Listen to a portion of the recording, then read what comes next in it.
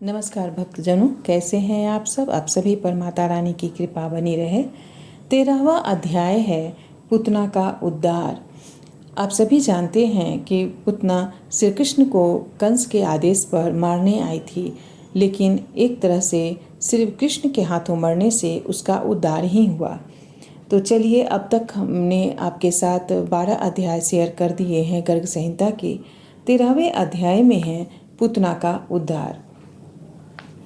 श्री नारद जी कहते हैं, राजन नंद जी राजा कंस का कर चुकाने, वसुदेव जी की कुशल पूछने और उन्हें अपने यहाँ के पुत्रोत्सव का समाचार देने के लिए मथुरा चले गए। उसी समय कंस की भेजी हुई बाल घातनी दुष्टा राक्षसी पुतना नगरी गांवों और गोष्ठों में विचरती हुई गोप और गोपियों से भरे हुए गोकुल में आ पहुंची। उसकी नाक से सांस के साथ घड़घड़ शब्द होता था। गोकुल के निकट आने पर उसने माया से दिव्य रूप धारण कर लिया। वह 16 वर्ष की अवस्था वाली तरुणी बन गई। उसका सौंदर्य इतना दिव्य था कि वह अपनी अंग कांति से शची, सरस्वती, लक्ष्मी, रंभा तथा रति को भी तिरस्कृत कर रही थी। चलते समय उसके उन्नत कुछ दिव्य आभा से झलकते और हिलते थे। उसे देखकर रोहिणी तथा यशोदा भी हतप्रभित हो गई।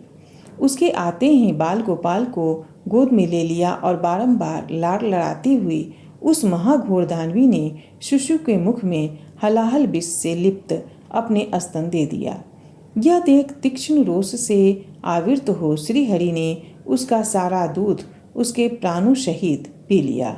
उसके स्तनों में जब असह्य पीड़ा हुई, तब छोड़ो छोड़ो कहते हुए वह उठकर भागी। बच्चे को लिए लिए घर से बाहर निकल गई। बाहर जाने पर उसकी माया नष्ट हो गई और वह अपने असली रूप में दिखाई देने लगी।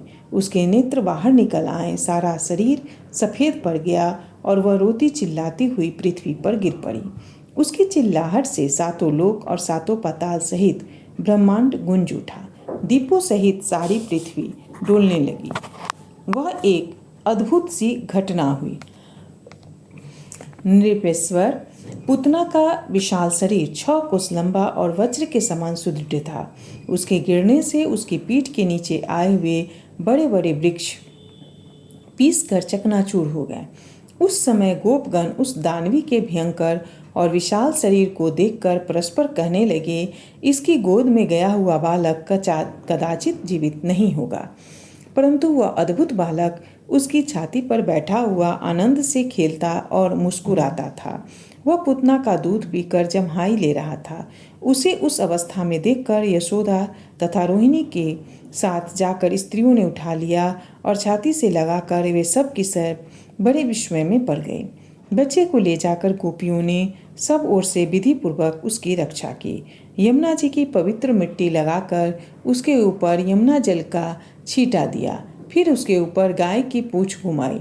गोमूत्र और गोरज मिश्रित जल से उसको नहलाया और निम्नांकित रूप से कवच का पाठ किया।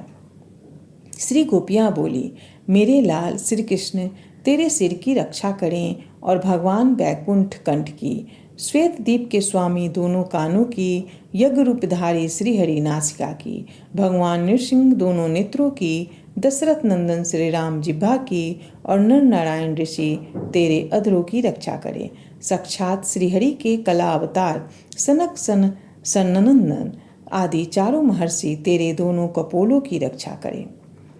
भगवान श्वेतबारा तेरे भाल देश की तथा नारद दोनों भूलताओं की रक्षा करें। भगवान कपिल तेरी टोढ़ी को और दत्तात्रेय तेरे वक्ष स्थल को सुरक्षित रखे। भगवान ऋषभ तेरे दोनों कंधों की और मत्स्य भगवान तेरे दोनों हाथों की रक्षा करे। पृथुल पराक्रमी राजा पृथु सदा तेरे बाहुदंडों को सुरक्षित रखे।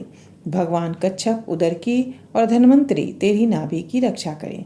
मोहिनी रूपधारी भगवान तेरे गुहादेश को और वामन तेरी कटी को हानि से बचाए। परशुराम जी तेरे पृष्ठभाग की और बादरायण व्यास जी तेरे दोनों जांघों की रक्षा करें। बलभद्र दोनों घुटनों की और बुद्ध देव तेरी पिंडलियों की रक्षा करें। धर्मपालक भगवान कल की गुल्फों सहित तेरे दोनों पैरों को सकुशल रखें। यह सब की रक्षा करने वाले परम दिव्य श्री कृष्ण कवच है। इसका उपदेश भगवान विष्णु ने अपने नाभि कमल में विद्वान ब्रह्मा जी को दिया था। ब्रह्मा जी ने शंभु ने दुर्वासा को और दुर्वासा ने नंद मंदिर में आकर श्री यशोदा जी को इसका उपदेश दिया था। इस कवच के द्वारा गोपियों सहित श्री यशोदा ने नंद नंदन की रक्षा करके उन्हें अपना स्तन पिलाया और ब्राह्मणों को प्रचुर धन दिया। उसी समय नंद आदि गोप मथुरापुरी से गोकुल में लौट आए। पुतना के भयानक शरीर को देखकर वे सब के सब भय से व्याकुल हो गए। गोपों ने कुठारों से उसके शरीर को काट काट कर यमुना जी के किनारे कई चिताएं बनाई और उसका दाह संस्कार किया। पुतना का शरीर परम पवित्र हो गया था। जलाने पर उसके जो धुआं निकला उससे इलायची, लौंग, चंदन, तगर और अगर की सुगंध भरी हुई थी। अहो, जिन पतित पावन ने पुतना को मोक्ष गति प्रदान की, उन श्री कृष्ण को छोड़कर हम यहाँ किसकी शरण में जाएं? बहुलास्व ने पूछा, देवर्षि, यह बालघातिनी राक्षसी पुतना पूर्व जन्म में कौन थी? उसके स्तन में विष लगा हुआ था तथा उसके भीतर का भाव भी दूषित ही था, तथापि इसे उत्तम मोक्ष की प्राप्ति कैसे हुई? श्री नारद जी बोले, पूर्व काल में राजा बलि के यज्ञ में भगवान बामन के परम उत्तम रूप को देखकर बलि कन्या रत्नमाला ने उनके प्रति पुत्रोचित स्नेह किया था।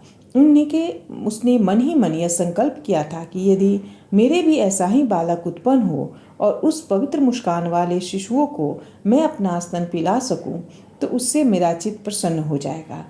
बलि भगवान के परम भक्त हैं, अतः उनकी पुत्री को वामन भगवान ने यह वर दिया कि तेरे मन में जो मनोरथ है वह पूर्ण हो। वही रत्नमाला द्वापर में अंत में पुतना नाम से विख्यात राक्षसी हुई। भगवान श्री कृष्ण के स्पर्श से उसका उत्तम मनोरथ सफल हो गया। मिथिला नरेश जो मनुष्य पर रात पर भगवान श्री कृष्ण के इस पुतनों द्वार संबंधी प्रसंग को सुनता है, उसको भगवान की प्रेम पूर्ण भक्ति प्राप्त हो जाती है। फिर उसे धर्म, अर्थ और काम रूप त्रिवर्ग की उपलब्धि हो जाए, इसके लिए तो कहना ही क्या है। इस प्रकार श्री गर्ग संहिता में गोलोक खंड के अंतर्गत नारद बहुलाश्व संवाद में पुतना मोक्ष नामक 13वां अध्याय पूरा हुआ। धन्यवाद दोस्तों। अगर वीडियो पसंद आए तो वीडियो को ज़्यादा लाइक करें, शेयर करें, चैनल को सब्सक्राइब करना बिल्कुल न भूलें। धन्यवाद। जलाने पर उसके जो धुआं निकला उससे इलायची, लौंग, चंदन, तगर और अगर की सुगंध भरी हुई थी। अहो, जिन पतित पावन ने